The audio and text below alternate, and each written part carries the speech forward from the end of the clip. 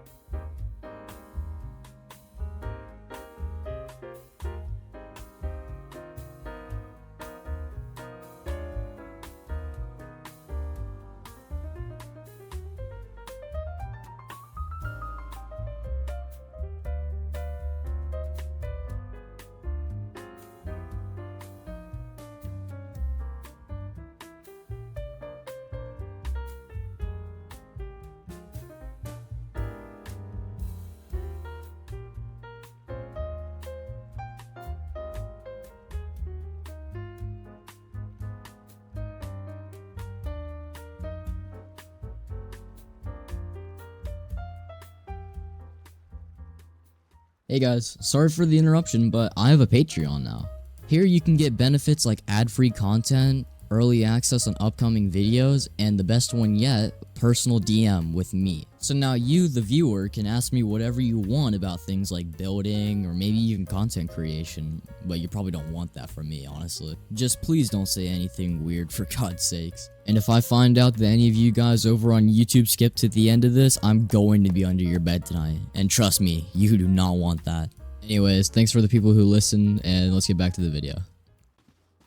Starting from the core. You can kind of have this as anything you want, a William base, or you can go ahead and just fully start up with the core, but I'm going to go ahead and just fully start it up with the circle pattern. You can have an airlock right here if you want, but me personally, I just go ahead and build the jump up.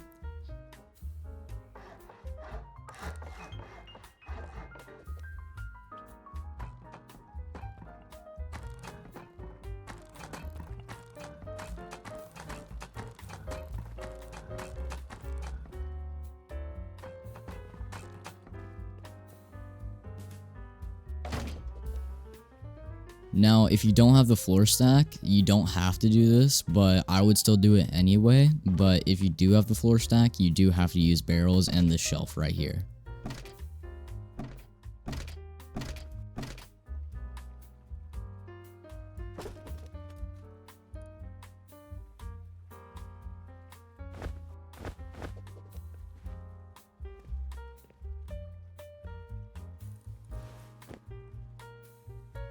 If you're using the Floorstack design from the base in the description, then you can place a double door here instead of a single door. But if you're not, then you're going to need this single door here to use the bunker.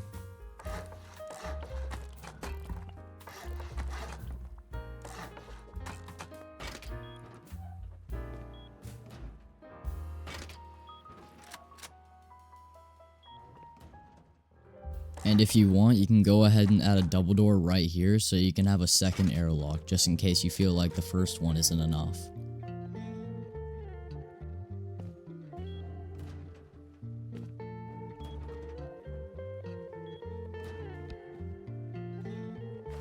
After that, all you have to do is build your jump up and that's your starter base done.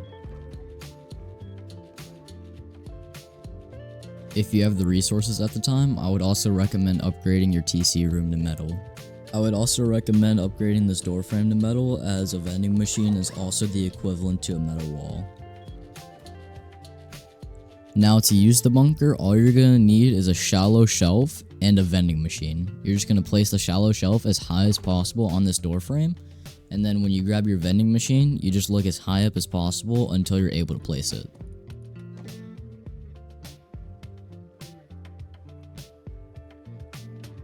And then if you did it correctly, you should have no gaps, and you'd probably want to place it a little bit forward than this, so that way you know there's absolutely no gaps, but this is also okay. Then when you log on, you just do the exact same thing as you would with a normal bunker and chop out the shallow shelf, and as you can see, the vending machine just breaks instantly. And since vending machines are so cheap to craft, as well as they only require a tier 1 workbench, they're a good option for wipe day. Moving on to the second floor, we're just going to go ahead and add a little bit of honeycomb. And usually by the time I have my honeycomb done, I have my entire core up to metal, but you don't have to, as everything is still reachable right now. Now going behind the door, we're going to go ahead and add our airlock and some depot boxes, as well as an early game shooting floor to get rid of any grubs trying to door camp you.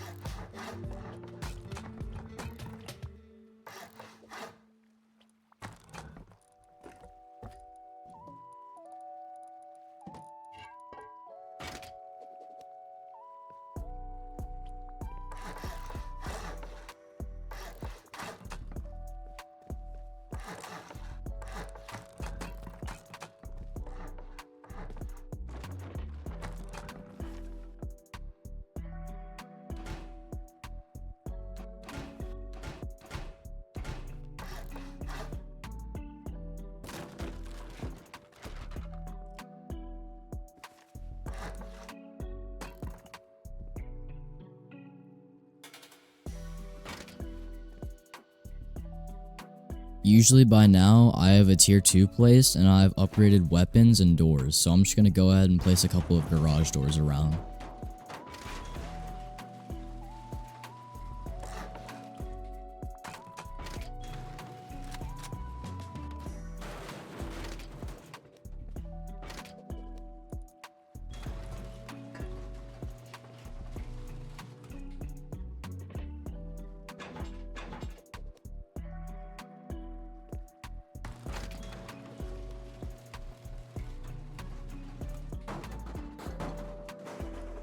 Moving up, we're going to go ahead and start working on our shooting floor a bit.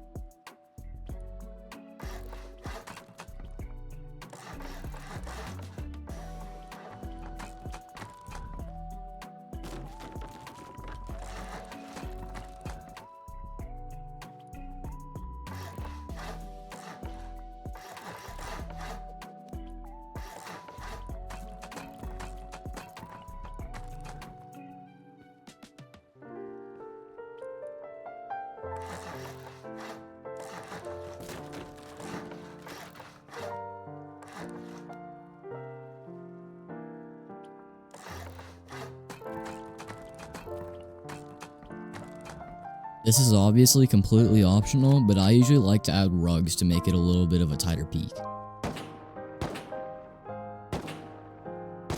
You may have to go down and pick up some garage doors though, because sometimes they get in the way of placing them.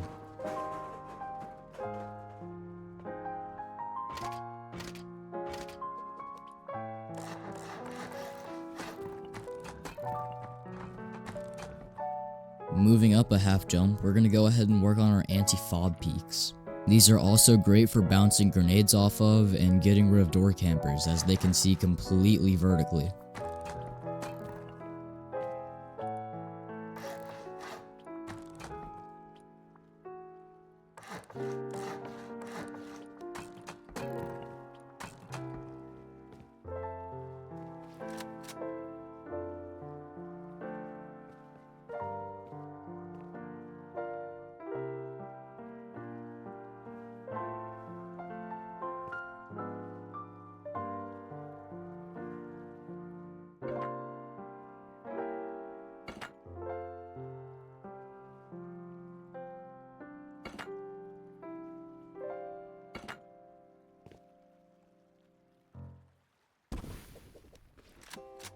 So basically how this peak works, while yes you are very open to anyone shooting at you, if you sit up here, you're able to see a lot while the fob is not able to see you at all that someone would set up while trying to raid you.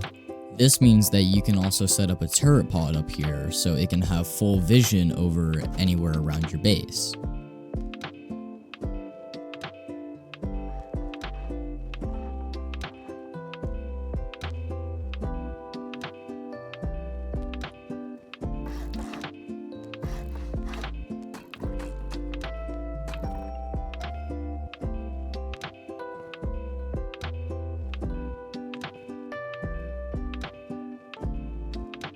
Now, there's many different designs that you can go with on this roof, that's why I like this base so much, but sometimes I like to go with the normal one with some box space, or you can also go with this modified one that I came up with actually right before this video, where you have built some more peaks with brutalist frames in the center of the embrasures, so it makes it way harder to hit you.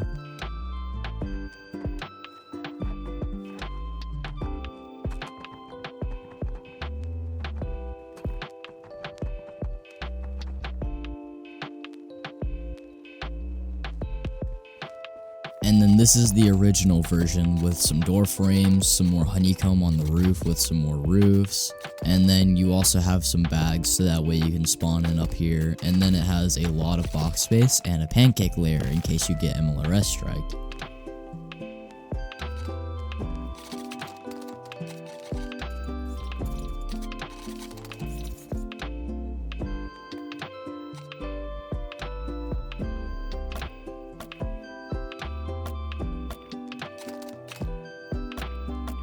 Now, if you haven't already, you don't have to right away, but I would go ahead and recommend upgrading these foundations to metal and adding some more foundations with these roofs on it to add a little bit more honeycomb, as there's not that much on the actual base itself.